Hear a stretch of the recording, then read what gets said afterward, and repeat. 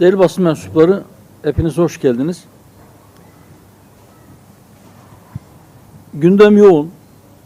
Halkın gündemiyle siyasetin gündemi her ne kadar örtüşmese de yine hem siyasetin gündeminde hem halkın gündeminde pek çok başlık var. Ben bunlardan birkaç tanesiyle ilgili kısa açıklamalarda bulunacağım. Bu başlıklarla ya da sizin gündeminizdeki diğer başlıklarla ilgili sorularınıza da daha sonra cevap vereceğim inşallah. Ağustos ayının sonuna geldik. Eylül ayında okullar açılıyor, üniversiteler açılıyor. Memleketin uzun süredir gündemini meşgul eden ekonomik sıkıntılardan bir tanesi de kira oranlarındaki aşırı artışlar. Malumunuz son dönemde sosyal konut projeleri hükümet tarafından açıklandı. Dar gelirlilere düşük taksitli, uzun vadeli ödemeler planlanarak konut yapılacağı kararlaştırıldı ama kısa vadede de bazı çözümler gerekiyor. Bu sene açıklanan üniversite sınavı sonuçlarına göre açık öğretim okuyacak öğrenciler hariç 1 milyona yakın yeni üniversite öğrencisi üniversite hayatına başlayacak. Bunlardan bir kısmı belki kendi şehirlerinde okuyacaklar ama yüz binlerce öğrenci ailelerinden uzağa başka şehirlere okumaya gidecekler.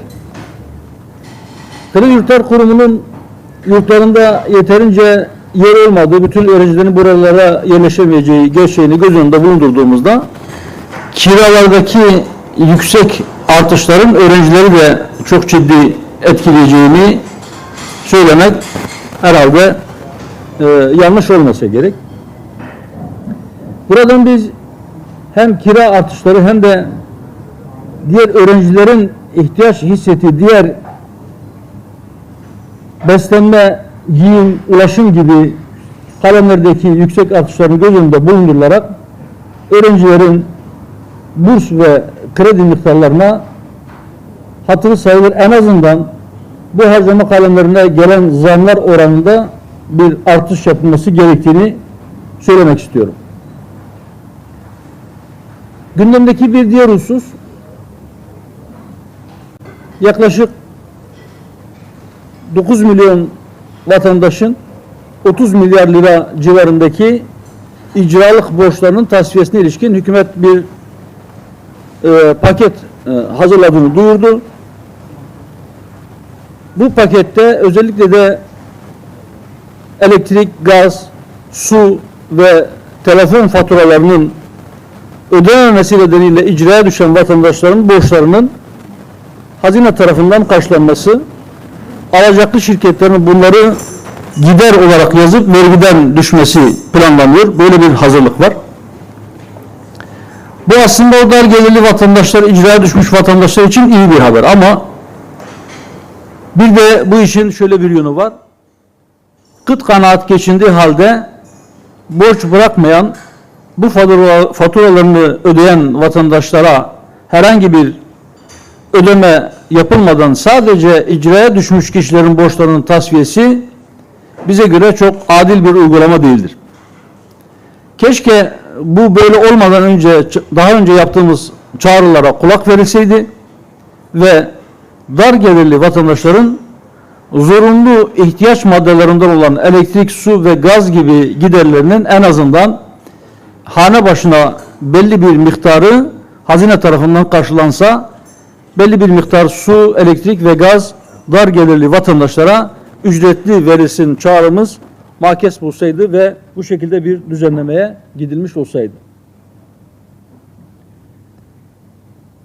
2012 yılında yazmış olduğumuz parti programımızdaki hususlardan bir tanesi budur. Bu çağrımızı buradan bir kez daha yineliyoruz. Borcunu zamanında ödeyen dar gelirli vatandaşlar, dar gelirli dürüst vatandaşlar cezalandırılmasın. Sadece borcunu ödemekte acize düşenler değil, borcunu zorlanarak da olsa ödeyen dar gelirliler de gözetilsin ve her bir haneye, hanedeki kişi sayısına göre belli miktarda su, gaz ve elektrik ücretsiz olarak verilsin çağrımızı buradan bir kez daha yineliyoruz. Bir de dış gündemle alakalı bir başlıkla ilgili yaklaşımımızı ve düşüncelerimizi paylaşmak istiyorum. Malumunuz yakın geçmişte İsrail ile ilişkiler konusunda hükümetin bazı açıklamaları oldu. Ardından Filistin Devlet Başkanı Mahmut Abbas Ankara'ya geldi. Vali yardımcısı düzeyinde karşılandı. Sayın Cumhurbaşkanı ve Dışişleri Bakanlığı tarafından yapılan açıklamalarda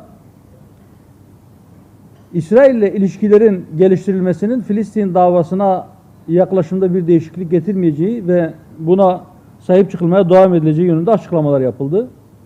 Biz başından beri şunu söylüyoruz. İsrail ile yakınlaşma, onunla ilişkileri geliştirme, Siyonistlerin cesaretini artıracak, onların zulümlerinin önündeki engeller bir bir ortadan kalktıktan sonra bunlar pervasızca saldırılarına daha fazla devam edecekler. Nihayet Mescid-i Aksa'ya baskınlar devam ediyor. Yahudiler ibadet edecek diye Müslümanların mabetleri, camiler Müslümanlara kapatılıyor. Camilerde ibadet yapmalarına engel olunuyor. Buradan hükümete bir kez daha çağrıda bulunuyoruz. Siyonizmin şerri daha fazla size dokunmadan, size daha fazla zarar vermeden onlarla bütün ilişkilerinizi kesin. Onların küresel çapta hakim oldukları finans ve özellikle medyadan dolayı onların şerrinden emin olmak için eğer onlara yaklaşma ihtiyacı hissediyorsanız en zararlı yer, onlara en yakın olunan yerdir. Lütfen yakınlaşmaktan, ilişki kurmaktan, ilişkileri geliştirmekten kaçının. Bunu sadece hükümete değil, bütün İslam ülkelerine bu çağrıda bulunuyoruz. İnşallah bir gün bu çağrımız makes bulacak ve Filistin davasına daha fazla sahip çıkma, hatta bütün dünyayı Siyonistlerin şerrinden muhafaza etmek adına Siyonist işgal rejimi tecrit edecektir diye ümidimizi muhafaza etmeye devam ediyoruz. Değerli basın mensupları, dediğim gibi gündemde konu çok ama ben özellikle sizin gündeminizde olan konular neyse onlara daha fazla zaman ayırmak için, sizin sorularınıza cevap vermek için ben burada kesiyorum. Sorularınızı alalım inşallah, onlara cevap verelim.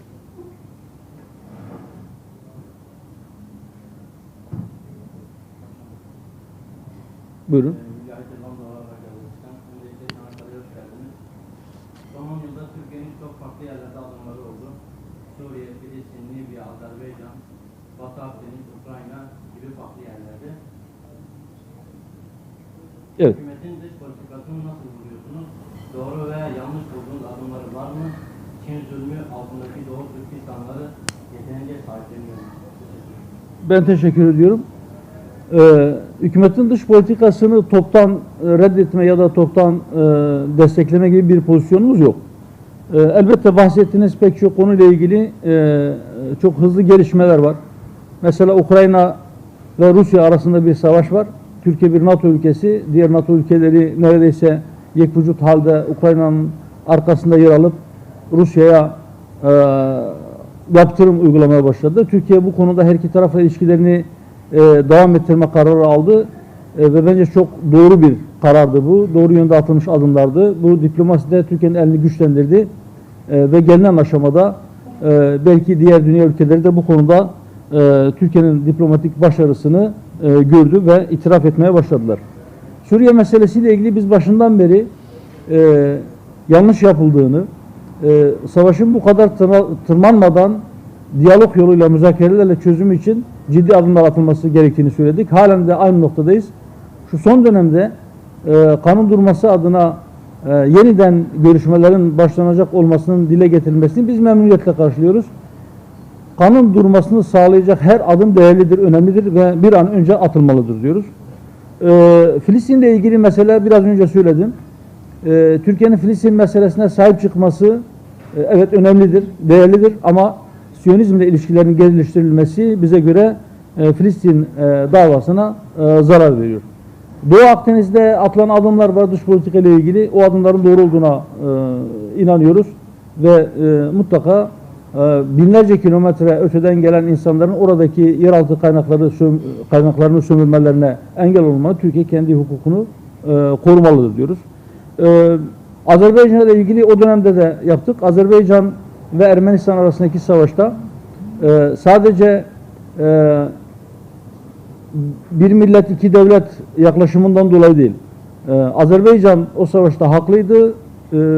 Ermenistan işgalciydi ve işgal ettiği topraklardan çekilmesi için Türkiye'nin Azerbaycan'a destek vermesini biz doğru bulduk, destekledik. Halen de aynı noktadayız.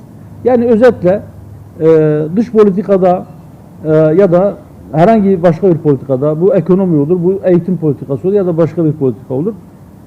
Bir muhalefet partisiyiz diye hükümetin atmış olduğu her adımı baştan yanlış bulduğumuzu deklare etmeyiz.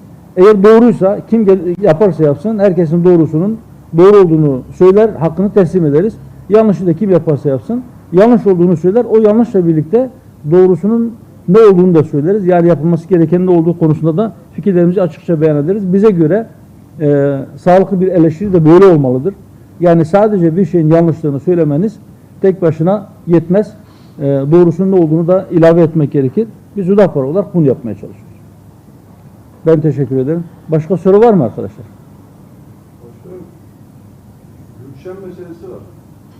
Bir müzisyen, romantikler hakkında bir şeyler söyledi. Bu konuyla ilgili bir şeyler söylemek ister misiniz? Ben ortamı çok kirletmek istemiyorum. O yüzden ben o konuya çok girmek istemiyorum. Bilmiyorum, ben hiçbir şarkısını dinlemedim. Bu şekilde bir kişinin eğer şarkıcıysa şarkılarıyla ya da müzisyense müziğiyle ya da sanatçıysa sanatıyla gündeme gelmesi en doğru olandı.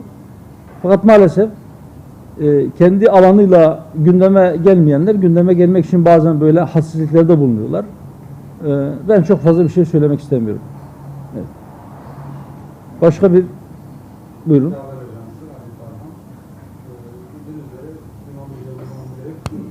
Ülkemizde Suriyeli mülteciler var ve son bir yıldır da özellikle Suriyeliler başta olmak üzere diğer mültecilere yönelik sürekli gündemdeler. Hüdapar'ın mültecilere bakış açısı nedir?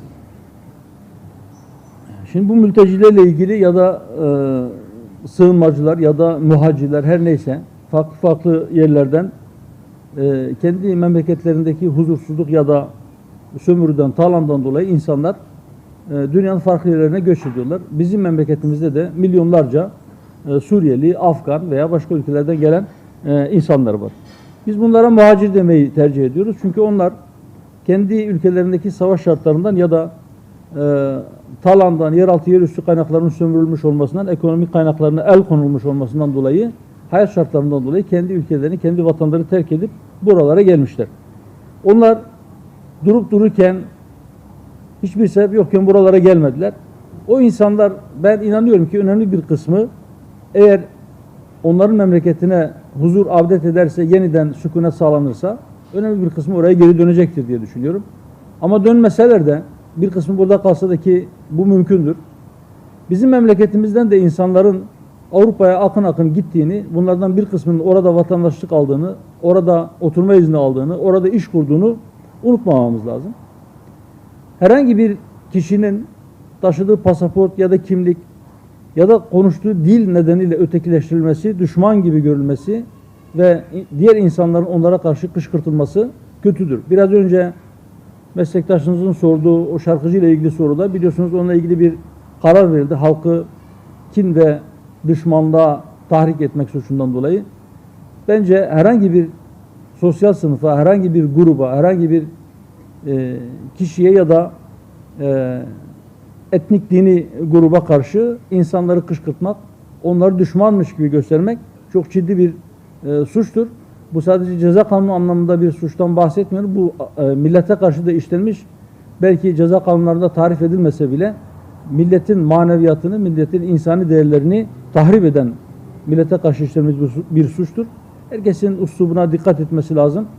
Biz bu insanların, ihtiyaç içerisinde olan bu insanların milletimiz tarafından kendilerine kucak açılmasını doğru buluyoruz ve dileğimiz, temennimiz onların memleketlerinin bir an önce huzura kavuşması ve o kişilerin kendi istekleriyle gönüllü olarak memleketlerine geri dönmesidir.